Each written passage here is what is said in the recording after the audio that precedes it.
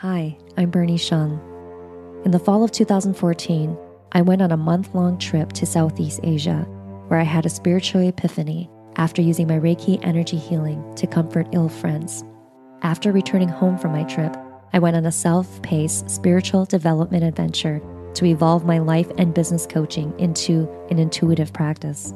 I was tired of seeing training programs with price tags as costly as my MBA education and sick of the empty promises of overnight business success. Evolving yourself spiritually doesn't have to cost you thousands of dollars, and building a profitable business doesn't have to feel icky.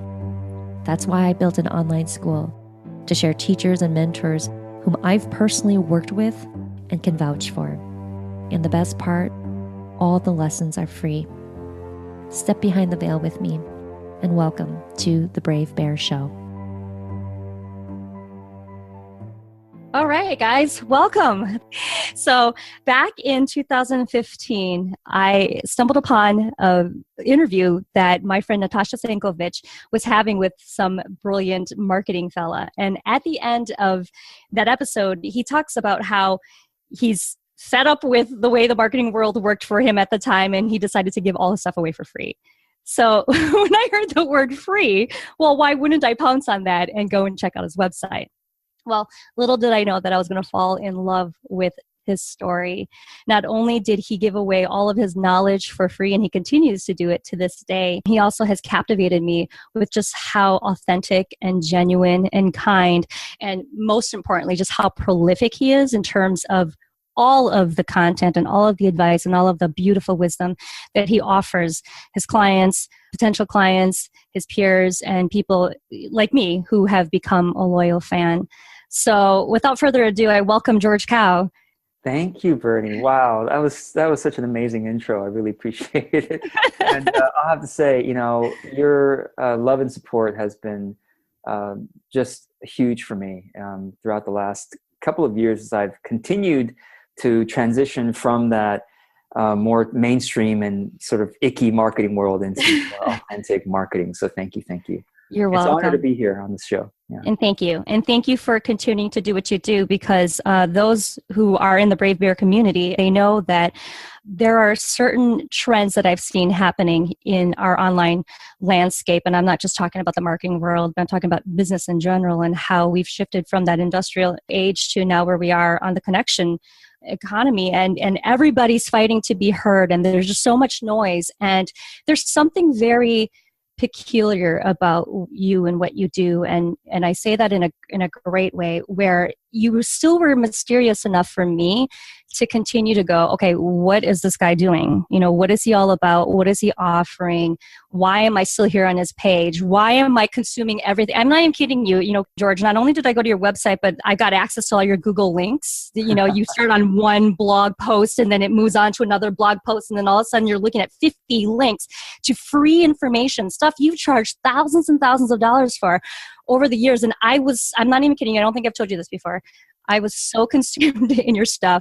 I created my own little MBA program out of your Google Drive without you even knowing. And I felt icky and I felt bad about it, but I shouldn't have, because you prefaced it by saying, I'm giving this to you guys, so don't feel icky about it. And on top of that, right, if you were talking to me face to face, you would have said, it's okay to go ahead and use my stuff and share it as your own. And credit me or not, but as long as you do something with it. So with that said, I can't tell you enough, George, just how different it is what you're doing than what I see people doing in the marketing world. So before I have you share your backstory and what really led you on this path, I just have to say the whole point in having George here on the show today is I have gotten to a point in my business. I've been doing this 8 years now, as of 2017, where we're sitting here today. I've gotten so fed up with what I'm seeing going on in the online space, and I don't want to feel jaded anymore. I don't want to feel as though there aren't any good people out there anymore doing business or offering good things. And so seeing you leading a charge like this, creating a movement like this, or being part of a movement like this, it just makes me want to be a part of it, because I realize I'm not alone in that thinking, and you're actually making it work. So with that said, how the heck did you make that leap to move from what you were doing before to now benevolent marketing, authentic marketing, conscious Yeah. marketing? So I feel like in some ways we are all moving in that direction, whether or not we know it or not. And when I say we know it or not, I mean everybody watching this show, especially, or listening to this, we have a heart to do our business or to move our career in a way that feels really good to us, feels great to our conscience, makes our higher selves, our souls, proud of what we're doing.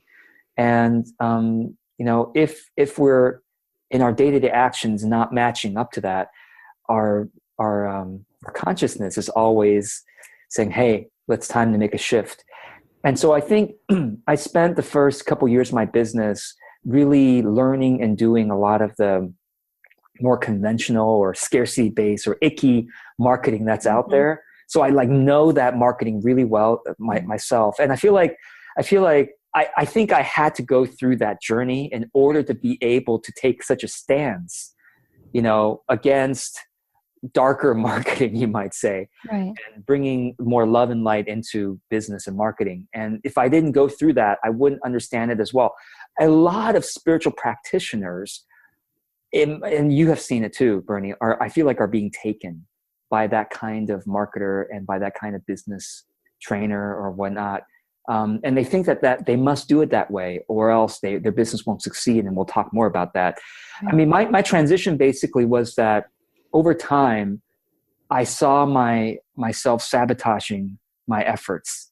I mean, I had a lot of financial success in the beginning with doing that kind of marketing, but then I think my conscience and my soul wouldn't let me do it for much longer, kept sabotaging my success until I was still making a lot of money, but I was like, I saw the numbers keep going down. And I'm like, I know something is up and I know I need to make a change. I know I've needed to make a change and I'm just going to go ahead and do it. So almost within a few months, I shut down all of the stuff I was selling and basically decreased my income 85%. Right. If we could pause for a second, because I actually wrote something down from your website, because I want people to be clear here if they haven't seen your bio yet. Within your first year as a solopreneur, you exceeded $10,000 a month, right, in revenues. Yeah. In your third year in business, your email list had grown to 10,000 subscribers, and you had an annual revenue of $350,000. Yeah. So we're not just talking about chump change here. I mean, you were what people would call living the dream, right? Every internet marketer or lifestyle entrepreneur's dream. Yeah, and I didn't have a team. That's the other thing. Like when I say $350,000, it wasn't like I was taking home $50,000 a year. No, it was a lot of money. And when it got down to, I was making only $200,000 a year. I was like, oh no, I need to make a change. Something's not working. And but I really did within a few months made this courageous step of shutting down everything and starting to give everything away for free and trying to figure it out from then. Now I will say there's a couple of things that happened. One is that I was incredibly grateful that I had the financial support of my wife at the time, who had a job and she was fine with the job and she was able to support us for a while. We've had this kind of trading off over the years. Like in the beginning, when I started my business, she supported me for a little bit, and then she had to make her own transition to her own business. I supported her for a little bit, and then kind of switched off for a little bit. Now we're kind of getting to be parity here, but it really, really helps. And this is one of the tips I want to share is that try not to build your business when you're in financial stress, especially from the ground up. Right. And you're like, oh, I got to make the business work in the next 6 months or the next 3 months. It is almost certain that you will start to make decisions that you later regret. And like I said, if I wasn't a business coach and a marketing coach, I would say I totally regretted my first couple of years of business, because I burned so many bridges. I had such a huge email list that I really could, if I did it right, nurture today to really impact so many more people, right. And be able to change so many lives and be able to have a much smoother business. But I burned a lot of bridges doing that kind of stuff. I wish that to be true, not for you as well.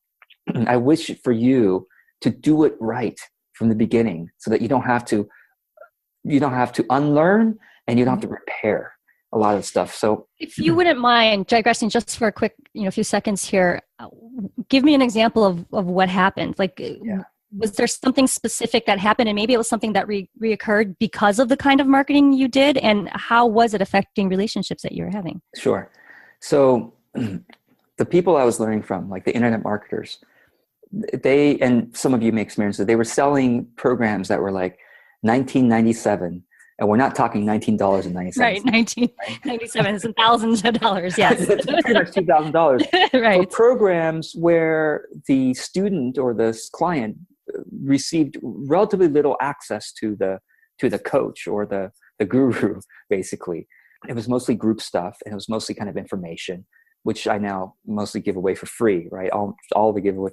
So I was doing that too, and I was getting refund rates, and I'll tell you, the people I was learning from, they're getting refund rates of 50%. Mm. Like half the people buying would ask for a refund for them, and they said that was normal, and I was getting refund rates of about 20%. And I thought, wow, I'm doing really well. Only 1 out of 5 people want their money back, Right. And even some of the people who wanted their money back, I would try to rescue the refund and no, you really should go farther into this and blah, blah, blah. And of course I was doing all the things I was supposed to do. And now it feels gross. Now it's like, if anyone wants money back, please, I don't want anybody, in other words, goodwill is so much more important for the longevity of our business than, we just made some money. And so remember that it's important for your own, business, your own soul's development, your own happiness in your business, but it's also important for your reputation in the market. So that's one example of that. Right. Is like being okay with such a huge refund rate, and just thinking that, selling, and this is one of those things that people would say, George, your job is to sell. Your job is to sell the heck out of your stuff, and it's their job to do something with what they buy. I think that perspective is very rampant in the online world. Whereas now I'm much more about, it's not that I can change every client's life, and it's not my responsibility to do everything for the client. But here's the thing, it's my responsibility to promise as accurately as I can, right, so that when they buy, they say, this not only met my expectations, this exceeded my expectations. And that's what we want to do for a business that is brave, and that is authentic, and that lasts, and that creates so much happiness and fulfillment for you and for everybody who touches it. It sounds so simple. I totally get the story you're telling. I know many people who've gone through something similar as you. I myself started to go down that rabbit hole. Thank goodness I didn't get to that certain level of success, or maybe it would have been a good learning experience as you had. But it seems so simple. Why then? And this is a 2-part question. Why then are marketers still doing it? Yeah. And why then are consumers still buying that crap? Yeah. So I was going to say like one part of why I was able to make the transition was that I had financial, so we're not independently wealthy by any means, but living in a simple way, I was able to do okay on my wife's income, and that was okay for a little while. But the other very important reason is that I got much more deeply into my spiritual path. I felt like I went through a spiritual transformation. People who kind of knew me back then and know me now, the other day I was talking to someone, and I was, she was like, it's almost like there was a soul walk-in, like a new soul came into your body years ago, and you're a different person. And I can see. I'm glad I met you when I did then, huh? Yeah, exactly. You met the new self while it was still forming. Right. And so, I think that is incredibly important. That if you are faithful to your spiritual practice and your spiritual path, what it's supposed to do is it's supposed to give you greater and greater feeling of security, and it's also supposed to, when I say supposed to, I put it in quotes, but I think everybody has a different path. But for me, my path, I knew I was doing it right, or I knew I was on the right track, because it gave me greater feeling of inner peace, that, you know what, nothing can harm us. Nothing can harm you and me with a capital Y, you, and capital me, M-E. Nothing can harm us truly. And that's inner peace is number one sort of symptom of I think, real spiritual practice. Right. And the second symptom is that I was less and less willing to compromise my truth in my business. I just couldn't. I literally could not follow my truth anymore. Right. And so, in a sense, from the external viewpoint, it looks brave. But from the internal viewpoint, it was almost like I was being dragged, kicking and screaming towards the truth. And so, my truth. And so I think that the reason why marketers and darker marketers are still doing it, the reason why consumers are still doing it, is because they don't have that grounding of inner security, and they are still too willing to compromise what they know. I believe everybody knows what's right. And everybody knows how to treat other people well. I don't believe anybody's wondering, should I dupe this person or not? No. Should I use false scarcity with my audience or not? Should I make hyped up promises that I know 95% of the buyers aren't going to achieve or not? Nobody's wondering that, but they are not willing to compromise their temporary worldly financial security for the risk. And it is a risk. It looks like a risk. And I think it is true that the brave part of it is that you need to be willing to take a little bit of risk at least, or sometimes a big risk, if you believe that you truly are secure. Right. If you truly, oh my gosh, I love this response. I'm so glad you brought that up, because, and that I want us to be clear here. This is not we're bashing the way marketers have been marketing all of these years, if not centuries, right? Yeah. But it sounds to me, and I can agree, because it happened to me too before I started going down the path of my spirituality as well, that we justify the reasons why we market a certain way, or that we sell a certain way, or that we do something a certain way, because I can tell you so many situations where I felt desperate. That's right. Or I felt, of course, jealous and envious of somebody else. Of course. Right. Yeah. Or I felt like, well, you know what? It's working. Right. They're doing it. Yeah. Why not me? So there was never anything malicious in me. And I'm talking from firsthand experience where I wanted to go and hurt anybody or purposely manipulate anybody. No. But I can admit, in looking back, I can see how my compromising, as you said, on my integrity, my beliefs, my values, who I am, what I stand for, which maybe at the time I didn't know that, right? I didn't know who I was and what I stood for at the time. I can see now why I may have been manipulative unintentionally. And it doesn't make it okay, but it doesn't necessarily make me bad. But I think what I'm hearing you say is maybe some of these people aren't quite awakened yet, right, to their own truth. Yeah. And that's why they continue down that road. Is that? Yeah. I mean, so we have free will. We have the gift of free will. Yeah. And they may or may, I mean, I don't know where they are at. I don't, everybody is in a different stage. And if they know what their heart is saying to them, what their soul is saying to them, and they're not doing it, it is their choice to continue down a path that will keep their conscience and their soul will keep on trying to say, we got to change. When they're hurting themselves the most, it sounds like, right? The inner conflict. And it's like sometimes people won't be willing to change until life forces them to change. And if they have the blessing in this life of their soul orchestrating certain events such that they are literally forced to change because it makes such a disastrous choice that, they get hurt financially, or somehow their attention, they have to pay attention now.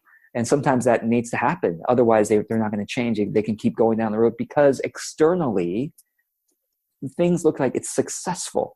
And I think this is why it's so important for us to keep what I call redefining your success. Because if you don't redefine what success means to you, you're going to start taking on the definitions of success that the media gives to you. As being, now, our leader of our country essentially is defining success for Right. so many people. Like, Right. oh, success means you got to be a billionaire and you got to say whatever you want, even though Mhm. you don't, even though facts prove otherwise, you can Right. do whatever you want. Is that what success is? Well, unfortunately, our role models are not necessarily Mm. what that's why you got to redefine success for yourself. Yes. Watch shows like this. Let the media you decide to surround yourself with help you to question what success means and therefore what yours might want to be. I absolutely love that. I absolutely love that you brought that up. I was thinking about something that I shared with you about a year ago, and we'll digress for a second here so I can share it. I was talking to you about how fed up I was with marketing the way we've been taught, and I wanted to give back to my community by bringing a gathering of beautiful souls like yours to talk about ways that we can market more authentically and benevolently. And I stalled on that project, and I don't think you and I ever touched base since then, but I looked back and I realized why I believe I stalled on the project. I think my goal was too narrow. I think the goal was too small. Uh-huh. It's not just about marketing, Yeah. right? Yeah. I was stalling because I'm like, well, why is this becoming a marketing event? Right. I mean, I am a marketer, but I don't call myself like a marketing coach. I don't say I'm a marketer. I say I'm a coach who happens to help people with marketing. So I thought, well, if it's not marketing, then what is the topic? Yeah. And honestly, the topic is, how can I teach and coach and help and heal people in a way that I'm giving back because I wish I would have had a resource like this when I was looking for it, right? Or when I was needing it. Yes. And what came out was what we're doing right now. Yeah. I haven't podcasted for about 2.5 years now, and I said the next time I do another show again, I don't want to just follow the same That's right. platform I've done before. I want it to have an even more meaningful. Not that it wasn't meaningful when I did my old show, but that show was beautiful and it was perfect for the time that I did it. That's right. And I don't need to touch it again. Yeah. Now where am I? And I've moved into a more spiritual space, similar to what you said at the top of the show. And I realized my way of giving back isn't about putting other people down. It isn't about us, saying us versus them. Right. It's about saying, how can we be more loving? Yeah. How can we be more connected? And how can we help each other to heal? Yeah. And here it is. And you happen to be the featured marketing expert, but at the core of it all, we're talking about being connected to yourself spiritually and understanding That's your right. truth. Beautiful. So thank you for saying everything you did, because it completely validates for me the reason why I chose to do this and why the other project stalled. Was there a pivotal moment in your that marketing life that you had before, where all of a sudden you jumped out and you said enough's enough, or was it a series of a lot of small moments that led you to make that leap? Yeah.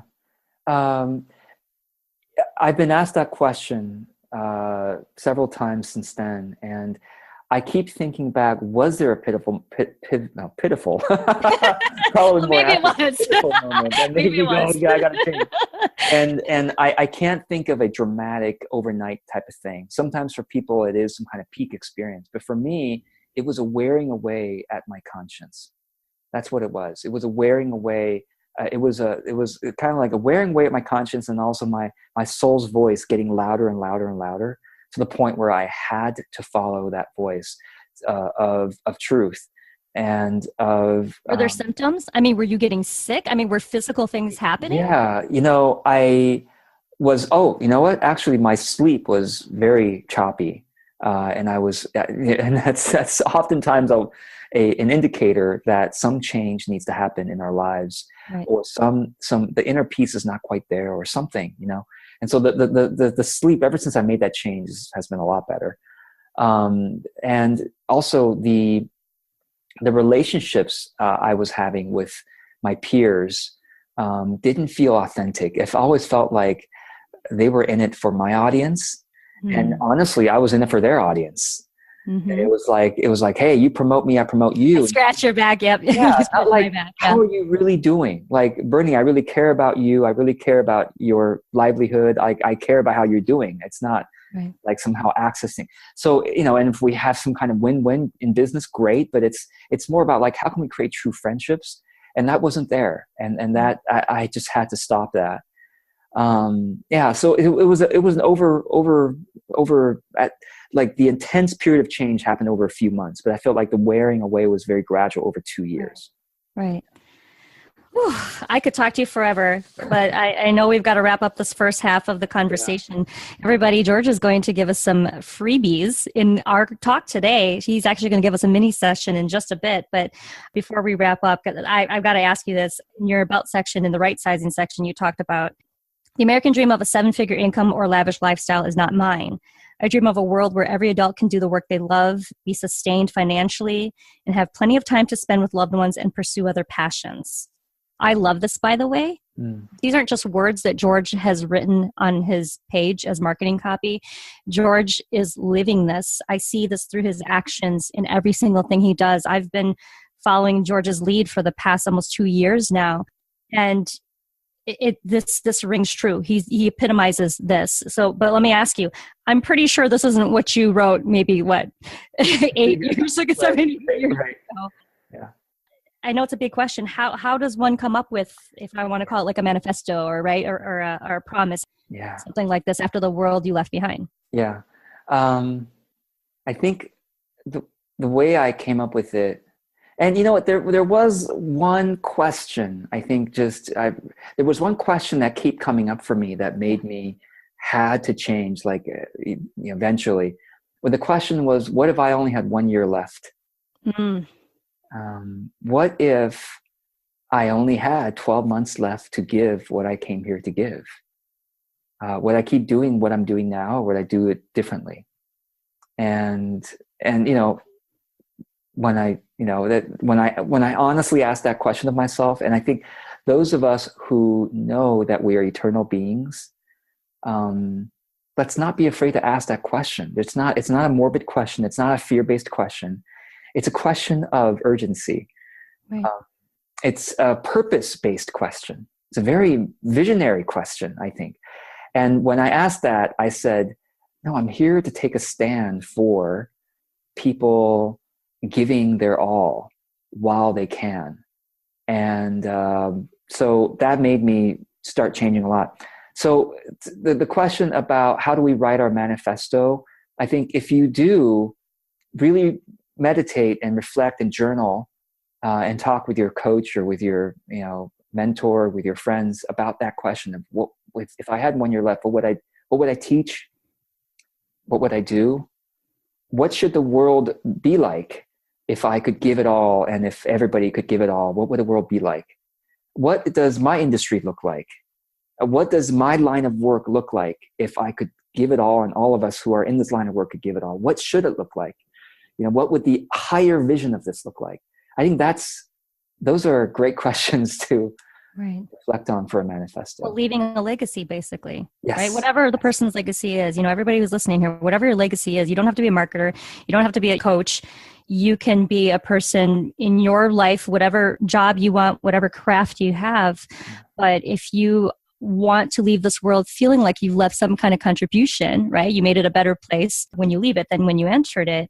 It's here's the hard thing about that, George, though. This is the hard thing. It's we're not here anymore. We're not here to see what happens after we're gone, right? Yeah. So if you're anything like many people who I know to this day who say, I wish I could travel the world, I wish I had all this money, I could buy anything I want, sure, right? It's like, if you were to die in a year, what would you do? You hear all of these more superficial right? You know what I'm saying? Yeah. Like the thing I wish I could always do, but I probably know I won't ever get to do in my life. The bucket list. The bucket list, yes. And that's fine. It's fun. Yeah. But I love how you reframed it, because you're basically saying, what would you want to teach? Yes. Right? Before you go. Yeah. What kind of lessons would you want to leave behind if you're no longer here? Yeah. That people could still read, or people could still feel like they've learned from it and they're carrying on that message or that legacy, if I want to call it that. So, and another way of asking that question is, if fine, let's say you have done all the traveling in the world and all the sitting on a beach and all the visiting all the 7 wonders or whatever it may be, all your bucket list is done. Then what? Right. You're right. There's still more. Yeah. Oh, I could go on and on. We'll definitely have to have you back, because I know there's many more marketing lessons that you can definitely teach us. And everybody, George does way more than marketing. You are definitely prolific in the marketing work that you do, and not just what you know, but how you share your wisdom with others is even more importantly why I continue to see you as my marketing guru. So I'm hesitant to use that word at times. For you, you will be my guru. I have a spiritual goddess. She knows I call her that. I wanted to find a way that I could share some of my favorite mentors, coaches, and teachers with my community. I've got a lot of people who come up to me and ask me for everything from A to Z in terms of a business. And though I know how to do many things, I've done it myself these past 8 years. I had to learn things from scratch. I also learned things from business school and my sales experience in the past, but there are many things I don't want to teach. It just either doesn't interest me or I'm not as well versed. I can scratch the surface of it, and that's about it. That's right, And as I told you, this pet project that I've been brewing inside is how can I help people create their own toolkit for becoming, I guess, more resourceful in the way they DIY, right, their business. And many people who are coming to me are very spiritual people, meaning they either have already known they've been spiritual for a while, and maybe they're just breaking into business for the first time. They have no idea where to start, what to do. Right. Or they have been either in business or they're familiar with this online world, but they never realized they were spiritual before until now. And I've asked you to come on to this show to give us a mini lesson on, I'm going to call it spiritual marketing, but basically it's marketing, but for spiritual newbies who, if there was anything I wanted these people to know, George is going to, have you ask better questions of yourself before you get started. Or if you've been in your business for a while and things are changing, George can help you find ways to navigate the journey through those growing pains. So with that, I've asked you to prepare a couple of things. So please feel free to take it away. Okay. And feel free to jump in with any questions. Sure thing, of course. I was thinking about this, and there's so many, of course, as you know, I could talk for 80 hours straight about marketing. But I'll give a couple of principles, and then maybe we can go from there. So I think the first principle I always like to say is serve, not sell. I think especially helpful for spiritual folks is we spiritual folks don't like to sell. We don't like to make, in other words, when I say sell, of course, Bernie, you have a sales background, so you know that sell isn't necessarily a bad word. But I think for a lot of spiritual folks, we think of it as a bad word because we have had the experience of feeling like someone is going against our own free will or trying to make us do something when we're not quite ready to do it. And so that's what I mean by sell, is that feeling that we might give to others, which we know we don't want to. And that's why a lot of us don't even want to do any marketing, do any selling, because we don't want to have that bad feeling transferred onto other people. So serve, not sell. When you know that you are here for the other person and you're trying, you want for their highest good, and if you're talking with the right person and you think, you know what, I can really help this person, okay? Then if you know that she or he has a pain, has a problem, has a frustration that you exactly have the solution for, that your modality is perfect for that kind of thing. Okay. If you don't know it's perfect, then you continue the conversation and you may end up referring that person to somebody else who has the perfect solution. But if you come into all of your marketing and selling as serving, not selling, you will make so many friends. You will build an audience of true fans. And for the minority that are perfect for you, and of course you will learn over time who is perfect for you to serve. Right now in the beginning, you might only have a small minority who end up being perfect. But over time, that minority gets larger and larger because you get more wise about, these are the types of people I really should be talking to in my business. And these are the types of people that I should really be referring on. Then you'll use your time and resources more effectively just to talk to that.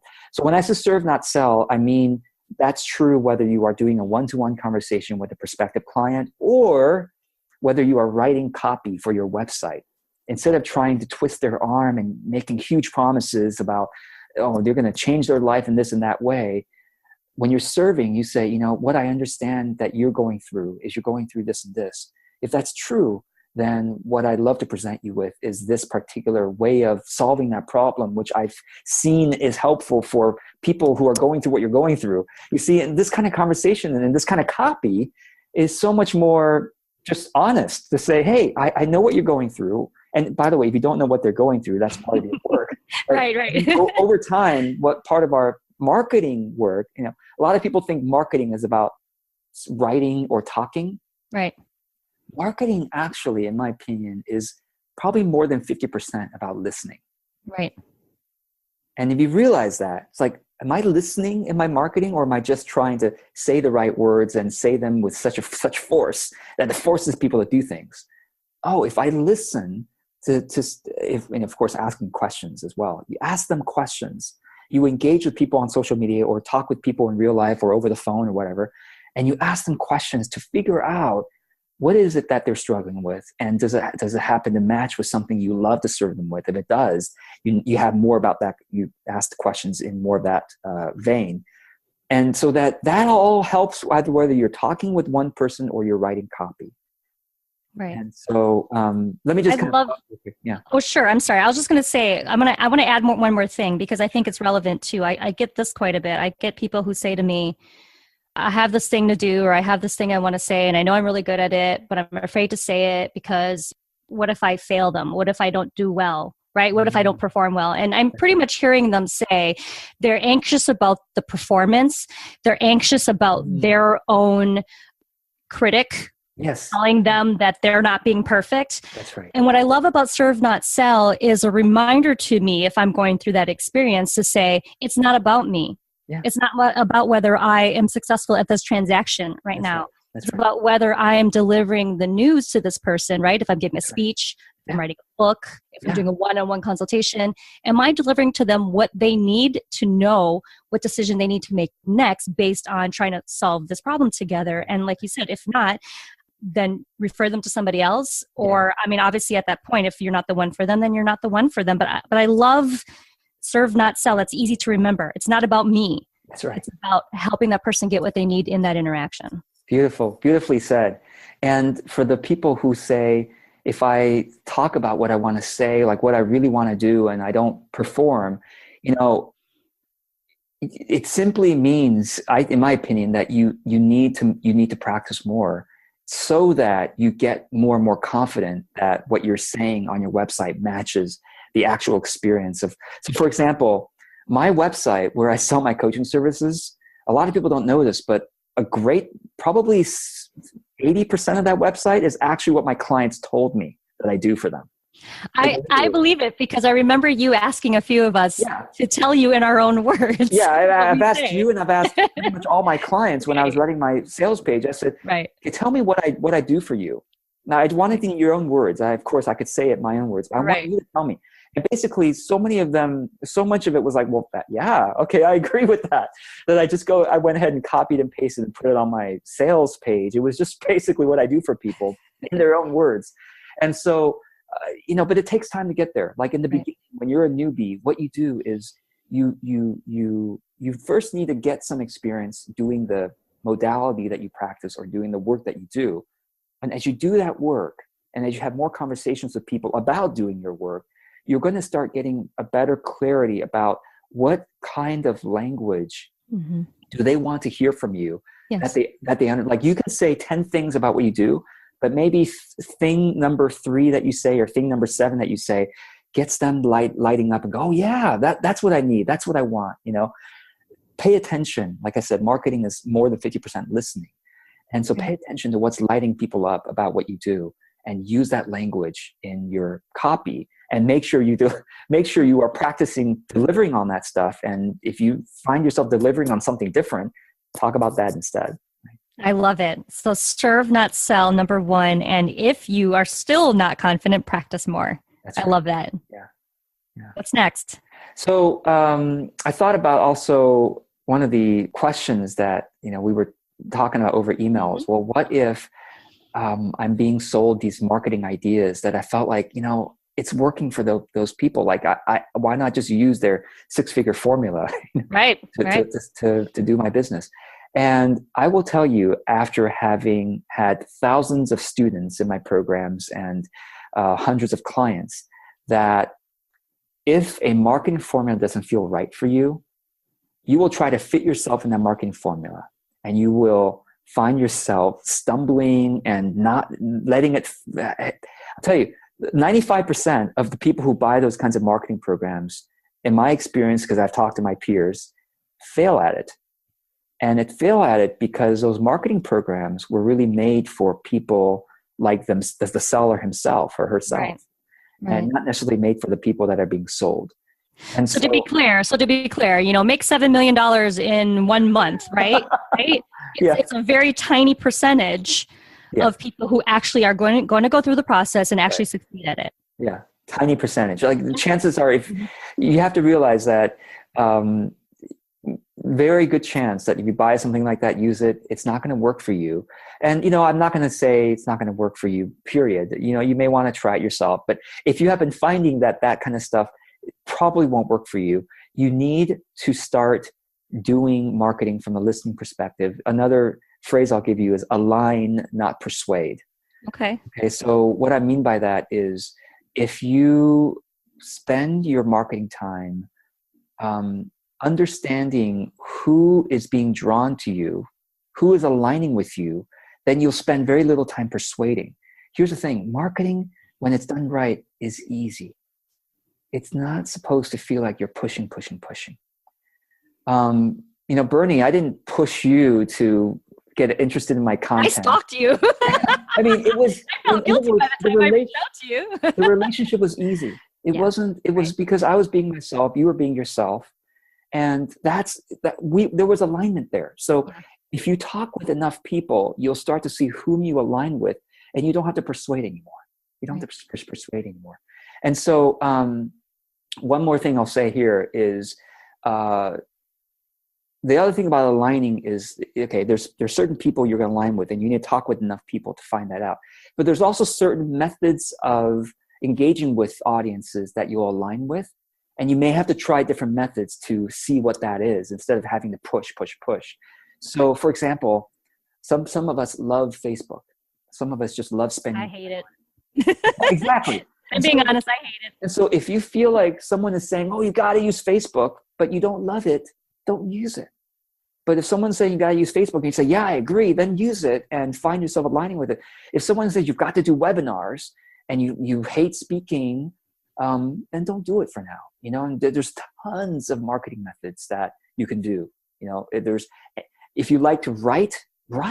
If you love to speak. If you love to do podcasts, do podcasts.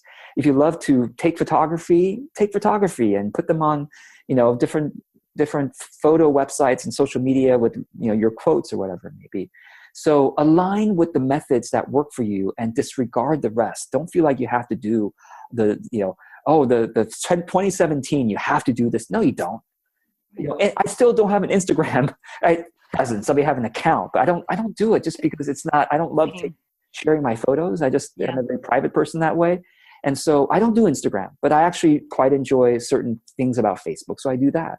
Well, you do Facebook really well, I will say. You have a very connected audience in Facebook. So whatever you're doing, then that's just it. If you do it well and you actually enjoy it and it's working, then why try to get yourself to use all these tools because everybody tells you to use it? No. Do the thing that you do well. And if you do it well, and if you find that you are connecting with enough different people until all right, out of the 10 types of people I connected with, I need to connect with types 2 and type 6. Then, all right, on that platform, on the Facebook, on Instagram, on Twitter, on LinkedIn, on blogs or whatever, where do I go find these people and to connect with them? And so I can serve them, not sell. I can align with them. I don't have to persuade. That's perfect. So number 2, align, not persuade. And if you still need help because you have no idea what method you want to use, George says to experiment, play with a bunch of different methods, practice. There's that word again, and you'll figure it out. Yeah, absolutely. Yeah. Did you have a third point? Yes, I do actually. So my third point is that it's similar to what we've been saying, which is when you get your offer optimized, when you get your offer aligned with the audience that is right for you, all you've got to do is whisper, and they buy. You don't have to push. If you find yourself pushing in marketing, the offer is not right, or the method is not right. It's not supposed to be pushy. Yes, there's lots of marketing that's pushy, and if you push anything, of course, some of it is going to work, but pushing is not sustainable, and it's not enjoyable. It's not joyful. So let me talk a little bit about sort of the buying context in terms of your offer and what I call the buying ladder. So, for example, if you're talking with someone for the first time and you're trying to sell them on your 12-month package that's, $10,000, right? The buying context is that they barely trust you and they need something that's much smaller to get started with. So the buying ladder is, for example, someone might start by buying, if you have a book, they might start by buying I don't have a book yet, so a book is not needed, but some kind of low price thing it's easy. So for me, I have a workshop. I have an online workshop. It's $25. It's super easy for people to say, well, $25, and it's, money back guarantee. There's no risk. So sure, I'll go ahead and buy it. And now, by the way, my refund rate is close to zero because it's, the thing actually is good. Well, because you're not selling it for $19.97. yeah. Now it's just $25. So the workshop, or book or some low price thing is maybe the first thing that you offer people. Maybe in the one-on-one you offer something a bit higher, but it might go from there to a more in-depth course that you decide to put the course together. Then it might go to selling them a smaller package of working with you one-to-one, and a bigger package, and then eventually you might have a retreat or a cruise that you have your inner circle go on or something like that. But be aware of the buying ladder and the buying context. So a context is where, for example, if you go over to a friend's house and they're serving you dinner and then they bill you for it, you'd be like, what? That's weird. It's just, the context is not right. But if your friend has a restaurant and you go over to her restaurant, you're gonna insist that you pay for it, right? Because the context is right. Right. And so same thing is if you're having a one-to-one conversation, let's say with somebody, and they barely know you, and you're trying to sell them, the context is not right. You're not talking about the services yet, and so if it feels awkward, that the context is not right. And so be aware of the context, and the context comes with trust, and it comes with timing.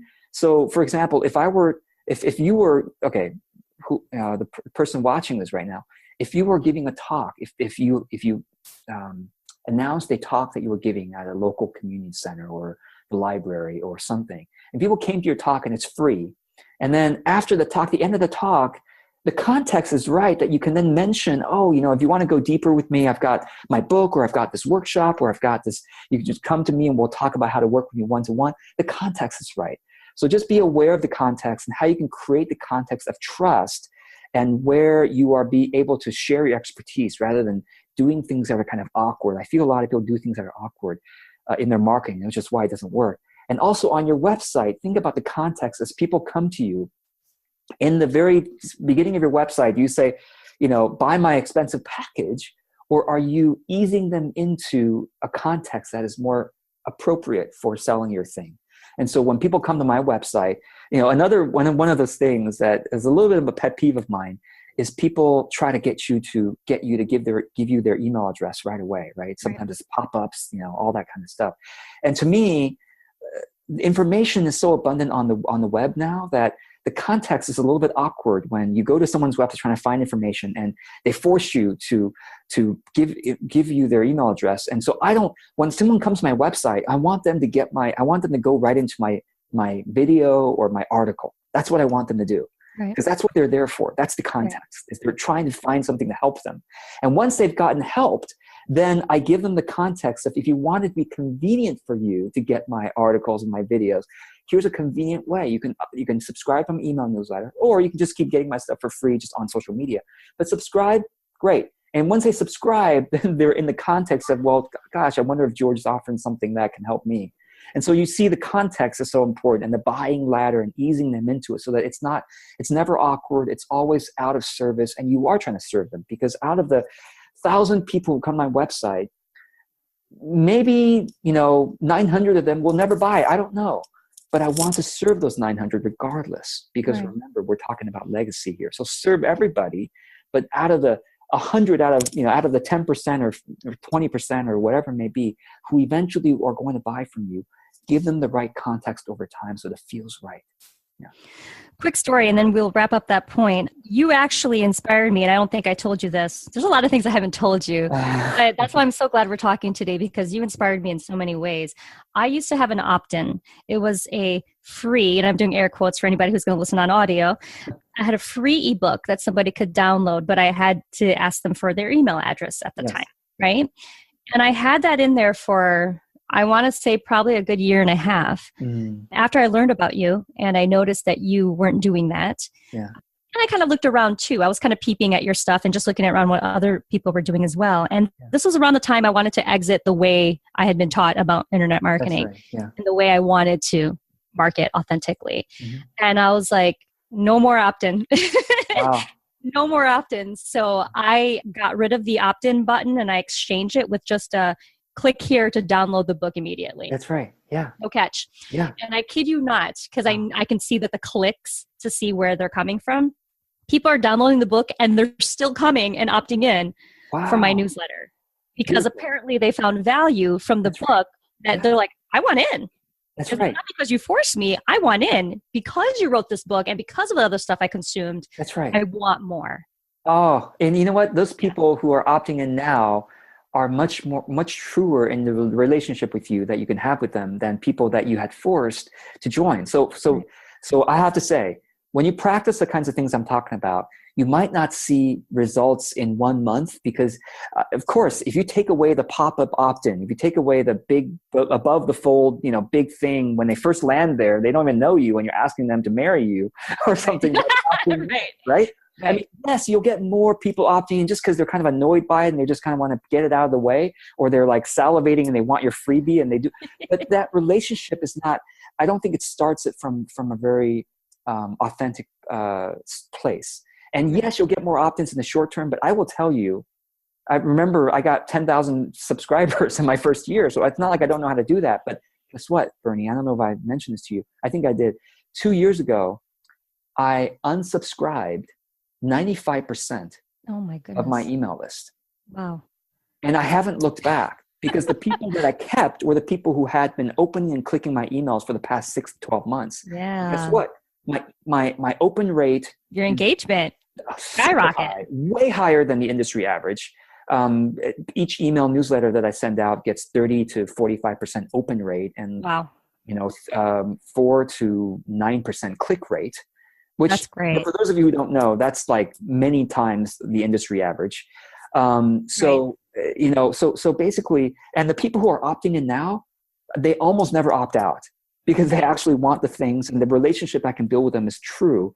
Right. I was talking about you give everything away for free on your website. So it's not like they're coming in there for free. I'm sorry. I mean, they already downloaded it all on your website, so they want to be there. Yeah. And I'm one of those subscribers. I think I'm on all your lists, to be honest with you. We want to be there until you stop being prolific, right? Until you stop sharing your knowledge. Or if for some reason I or whoever your audience member is changes and decides they no longer resonate with your message, then other than that, there's no reason to leave. That's right. Yeah. Yeah. Let and the last point I'll make, and I know you probably need to wrap this up. Let the content that you create and share be for your own exploration of your message, number one. Number two, for the sort of lighthouse, the beacon for your ideal clients to come to you. And three, for your legacy. A lot of people think that, oh, why should I share so much stuff for free? People just take it for granted. Or steal it. Is what some other people steal say. Or whatever. But the funny thing is when I was protecting my stuff, when I was trying to protect it, that's when I think people were trying to steal it. Now that I'm giving away, I can't wait for people to take it and use it. It's like, seriously, like I have not gotten, since I've started giving away for free, I've not gotten anybody who come, hey, George, someone is stealing? And if so, I'm like, great. I don't even require getting credit for what I do because the message like, so here's an interesting thing about content. When you give generously, you will find that you have much more to give than you thought you had before. And so now I have like a huge waiting list of things I want to say that Right. I don't want to inundate with people. So I have my rhythm, I have my rhythm of how often I share my stuff. But if you give your content away for free, you will find yourself becoming smarter way faster, smarter, wiser, deeper in your content. You'll find that the ideal clients come to you sooner and quicker and more true, that relationship. And third is you'll feel so good about the legacy that you leave. And by the way, I'm not saying to give all content away necessarily. I have that radical path, but you may want to sell a book. You might want to sell a workshop.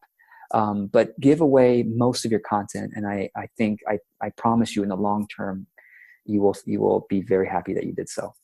Well, you've definitely delivered on that huge promise. So I can vouch for the fact that the shit works, guys.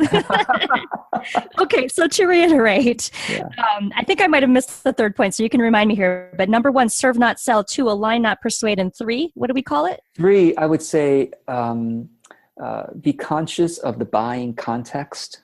And the buying ladder, so that it's not, it doesn't, whenever it gets awkward and you feel like you're pushing, the context is not right. Yeah. Okay. Very good. I know there are so many more gems you have, but we obviously have to be going soon. But before we do, I first want to thank you so much. You were my first guest, and you're definitely going to be back on again if you'll have me. Oh, I'm grateful to be here. Thank you for being a guinea pig here. Though I'm not new to podcasting and doing web shows, this whole theme that's spiritually based is definitely new to me. The fact that I'm coming out of the closet about it, right? Yeah. It's a big deal because I completely feel in alignment with who I am and what I stand for and what I want to offer to the world. And as I said to you in the email, and as I said at the top of the show, I'm only bringing on people who I would already recommend to you, my community, people who I'm already talking about all the time. I can't tell you how many times, George, I have shared your link with others, and maybe you know this too, had you be an interview guest on podcasts, the first people who come to mind. So, for all you listeners and viewers, there's no affiliate marketing sales here. I'm not getting paid by George or any of the other guests. I'm doing this because I want to share with you some of the brightest minds that I have been so fortunate to have crossed paths with, who've really helped me to become more authentic marketer / spiritual healer / provider that I knew I always could be. And you guys have heard me say this so many times before, it takes a village to move mountains. Yeah. And I'm not here to say that I'm the expert in anything, but what I am here to do is to connect you with some of the smartest minds.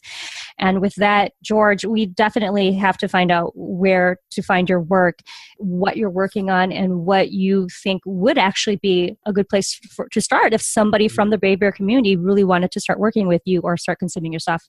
Yeah, thank you. Of course, my website is sort of the central headquarters for everything. So georgekao.com. My last name is spelled Kao, so georgekao.com.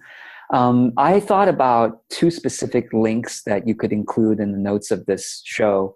One link is a piece of content I just did recently, which is called Keep Your Business Model Simple and Generous.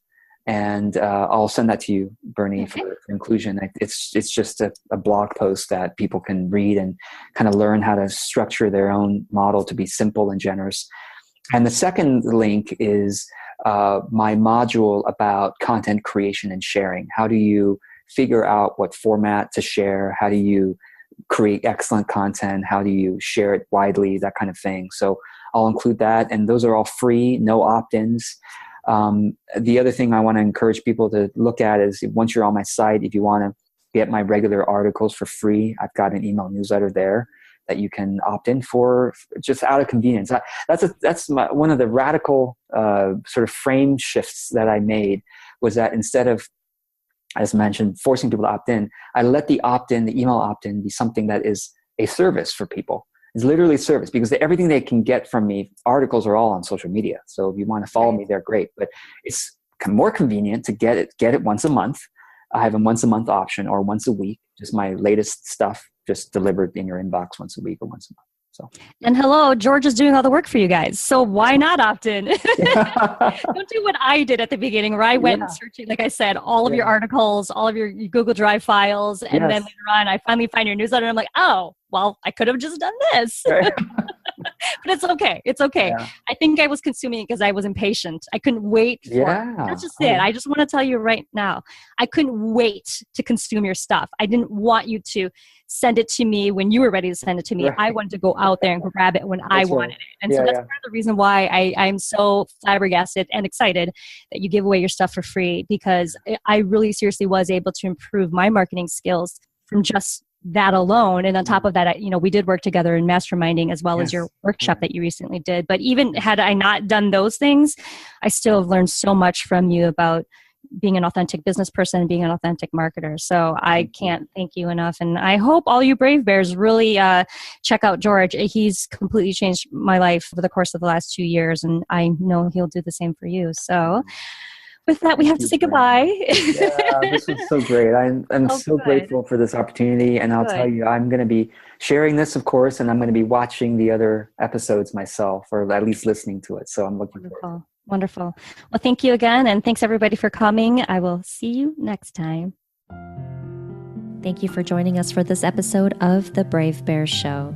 For access to all show notes and lessons, mention resources, or to learn more about the Brave Bear experts, go to bravebearuniversity.com.